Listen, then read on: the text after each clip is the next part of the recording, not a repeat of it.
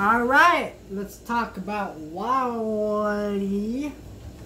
I really wanted to watch this movie after I bought these WALL-E figures from Walmart, and I went and watched WALL-E. WALL-E came out back in 2008.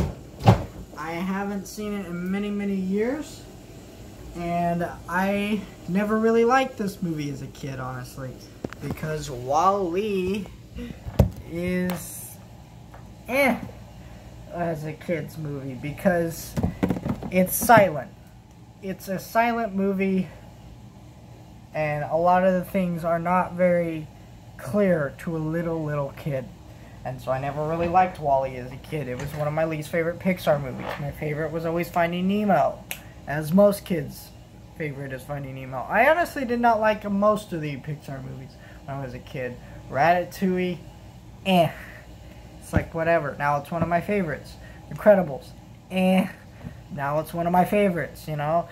That is how Pixar kind of works for me. I know for a lot of kids, they love Toy Story and stuff, and that was definitely some of my favorites. And then, you know, I used to get picked on for liking Toy Story, and then it was like, oh, great, now can't like it. So I kind of went off of Toy Story and was like, no, I don't like it anymore, and pretended I didn't when I loved Toy Story. But this one is perfect. This is a perfect movie in a sense. A lot of people find this movie too preachy, and I don't find it preachy at all. It's very cleverly written and how the story unfolds and shows you its message, which is the message that no matter how much technology advances, you still need human connection. But it does it through robots, which is interesting.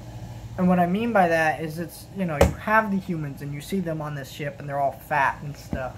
And they are so blinded by screens that WALL-E shuts off this one lady's screen and she realizes, oh, we had a pool at this place. She didn't know things about the ship that she's been on. How much would she have not known about the world around her if this was the technology on Earth, right? She's not clear to what Earth is, but through these robots, they're showing them what human connection is while they're learning human connection, because Eve and WALL-E fall in love, and that's kind of the story. It is a love story after all. It is not preachy because it's not trying to show you, hey, clean up the Earth, you know.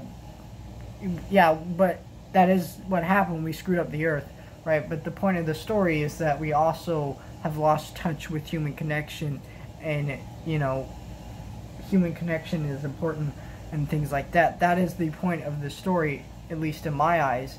And the animation here is gorgeous, as always with Pixar. I don't talk about it much when I talk about Pixar movies, because Pixar, everyone tells you their animation is gorgeous. Like, yeah, it's pretty, it's amazing looking, but, like, you gotta talk about the other aspects of the movie, too. Because gorgeous animation is important, but when you look at films that are animated, how often are there movies that are beautifully animated and have garbage stories, and yet they're praised because they're beautiful animation? It's like, yeah, you have beautiful animation, but you need a story and characters and things like that to go behind it. I will say, though, some people like the first act a little bit more. I prefer the second act because, you know, you see a lot more of the sci-fi concepts, and you see a lot more of what the story wants to be. For the most part, the first act is really slow and plotting, and not in a bad way, like it's a silent movie. I think people always talk about the fact that this movie is like kind of a silent movie too much. Wow, it's so great. Yeah, that's the whole point of an animated movie, is that you can tell stories through visuals and no dialogue. And there are tons of animated films that are great, like The Red Turtle, and Triplets of Belleville, which are silent animated movies that are incredibly well made and you should watch, and not just say, hey, WALL-E's like one of the few movies of its kind like this. There are tons of movies like this You just don't know them because you watch only mainstream animated movies, and you should watch more. If this is like an opinion you have, yeah, I mean, you're not wrong in a sense, but because it is pretty great. Because these robots, you know, and other animated things like this, if they're going to do silent, they're going to design the robots with human-looking faces, and they're going to give them that expression. And it's kind of like, yeah, that's a cool thing, but like, but there's other way. But you know, in this movie, it's just their eyes and their voices. They don't have mouths or things like that, and it's really brilliant. The designs of these characters and how much expression is to come through just their eyes and the tone of their Eve and Wally. You know, a lot of that is really well done. This film is incredibly well made. I love the voice acting here too. You know, there's not a lot, but the few that there is fantastic. And just kind of the idea of this movie is really brilliant.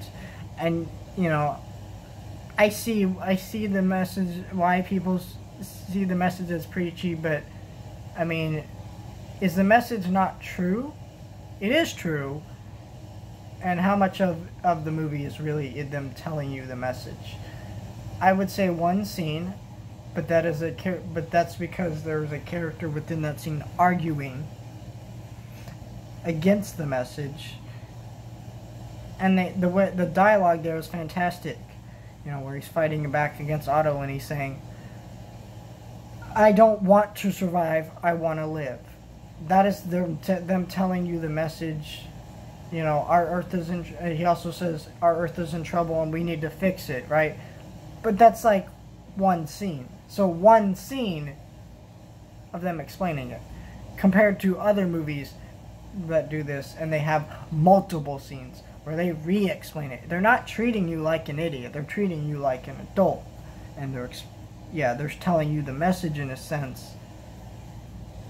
But it's an important message, so you know. That's kind of how I feel about it. I will say, though, I am still working on Animaniacs, trying to finish it today, and if I can't finish it today, I will finish it tomorrow.